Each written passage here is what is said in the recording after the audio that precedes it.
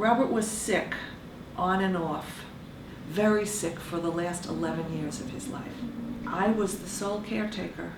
I took it as my job to latch on to the things that he loved and that I loved. And so Shakespeare was one of those things. And I took him to every theater that I could get him to. He was still reading and talking about Hamlet, always Hamlet. And since his death, I am coming to terms with mortality. I don't know if I'll ever come to terms with mortality, but I'm holding on to Shakespeare.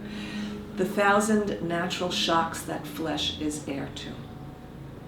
And so with this situation that we're all faced with, but I have it in my face, I'm next. And what I learned was an event can happen on a dime that you don't anticipate, and wherever you were to that moment is gone. You're in the next. That's what happened to Hamlet. Suddenly, his father died. So when you asked us to choose something, I didn't know if you would accept to be or not to be.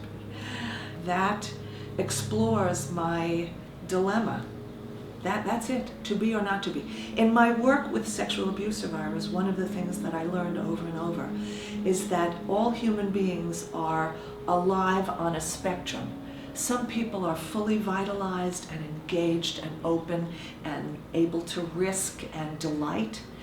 And some of us are in this sort of white bread middle. And then there are people who are barely alive, who keep themselves physically alive, but who are all but dead. Angry, resentful, confused, in a victim mentality, and stuck there. And so Hamlet is victimized. He doesn't accept that. That's not his mentality. He has very proactive, healthy mentality. And to be or not to be, he rolls it into a snowball. You know, what are the choices here?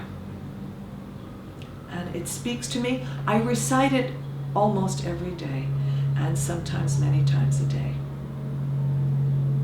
How do the words go? Sorry? How do the words go? To be or not to be, that is the question.